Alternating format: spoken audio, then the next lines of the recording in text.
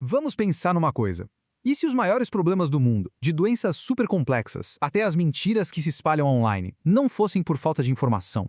E se o problema fosse outro? Se o problema fosse a nossa incapacidade de enxergar as conexões que já estão lá, bem na nossa frente? Hoje a gente vai fundo numa ideia que muda tudo e que mostra que a solução pode estar literalmente em uma nova forma de ver.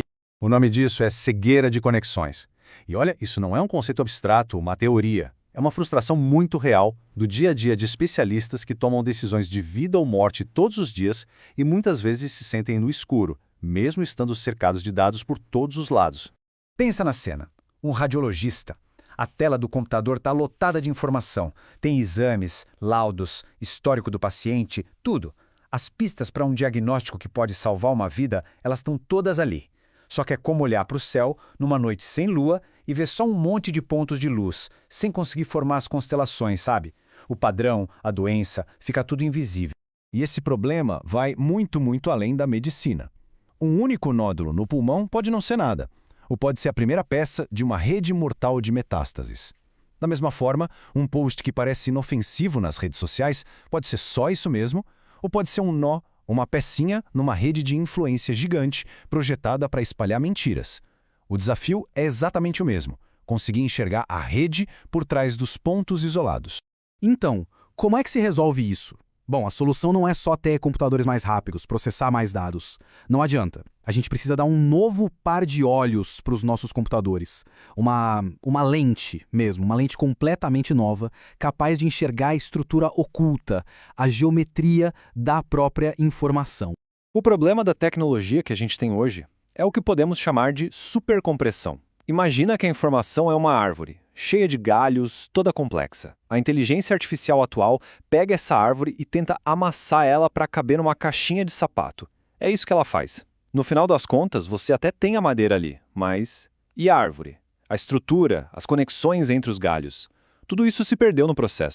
Agora, a nova abordagem, essa é a parte genial. Em vez de esmagar a árvore, ela muda a caixa. Ela usa uma coisa chamada geometria hiperbólica. Pensa assim, é um espaço que não tem fim, ele cresce junto com os dados. É como se a árvore finalmente tivesse um espaço infinito para crescer, para respirar, sabe, para ser ela mesma, com todos os galhos e todas as conexões no lugar certo. Essa tecnologia tem um nome, é Quantum HNCA. Mas olha, não precisa se prender à sigla, o importante é entender a ideia. É basicamente uma lente geométrica que pega aquele emaranhado de dados brutos que parece um caos e, pá, revela a estrutura clara. A hierarquia que estava escondida ali o tempo todo. É uma ferramenta que finalmente deixa nossos computadores enxergarem a forma real das coisas. E o mais incrível é que isso não é só teoria, não é ficção científica, isso já está acontecendo. E para a gente ver o impacto disso na prática, vamos para um hospital em São Paulo.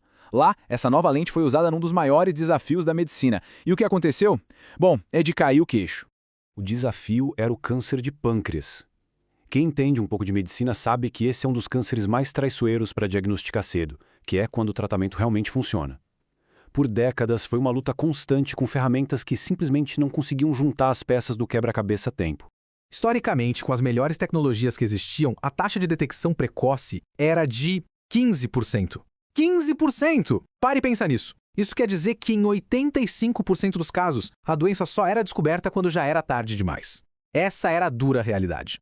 E aí entra a nova lente geométrica. A taxa de detecção precoce saltou para 87%. É, isso mesmo, 87%. Não é erro de digitação, é um salto de 15 para 87. De uma hora para outra, o que era praticamente invisível ficou escancarado. E olhando aqui no gráfico fica muito claro o tamanho dessa revolução. Não é uma melhoriazinha qualquer, é uma mudança completa de paradigma. É a diferença literal entre a esperança e uma estatística terrível. E a gente vê o salto do que era possível antes para o que se tornou realidade agora. E não foi só precisão, o que já seria incrível. O tempo de diagnóstico, que levava 2 semanas de pura angústia, caiu para apenas 3 horas. 3 horas! E sabe os falsos positivos, aquele susto que leva a um monte de exames desnecessários? Foram reduzidos em 94%. O sistema todo ficou mais rápido, mais preciso e, no fim das contas, muito mais humano. Ok, agora vamos sair do hospital e ir para outro campo de batalha, o da informação online. O cenário muda completamente, mas a lógica, o problema central, é exatamente o mesmo. É sobre usar essa mesma lente para diagnosticar mentiras. As campanhas de desinformação mais eficazes, elas não gritam, elas sussurram. Usam milhares de contas, cada uma postando algo que, se você olhar isoladamente, parece inofensivo. Mas quando você junta tudo, aí sim você enxerga a rede de influência, uma estrutura gigantesca, hierárquica, feita sob medida para manipular a opinião pública. Então, como a lente geométrica age aqui? Primeiro, ela mapeia a geometria da conversa, revelando essas redes de influência que antes eram invisíveis.